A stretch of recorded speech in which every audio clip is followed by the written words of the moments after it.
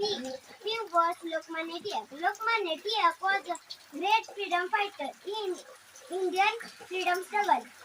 He called Bal Gangadhar Tilak. Bal Gangadhar Tilak was born on 23rd July 1856, Ratnagiri, Maharashtra. His father's name was Gangadhar and mother's name was Parvatibai. His famous slogan, Swarajya is my birthright and I shall have it, given by Lokmanya Tilak. Lokmanya Tilak started newspapers like Kesari and Maratha. Such a great freedom fighter passed away in 1st August 1920.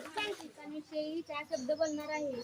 Lokmanya टिळकांचा जन्म 23 जुलै 1856 रोजी झाला. त्यांच्या वडिलांचे नाव गंगाधर व आईचे नाव पार्वतीबाई होते. स्वराज्य हा माझा जन्मसिद्ध हक्क आहे आणि तो मी मिळवणार ही गर्जना दिली. लोकमान्य टिळक हे जलहितवादी होते. गीता रहस्य हा ग्रंथ त्यांनी मंदारेच्या तुरुंगात लिहिला.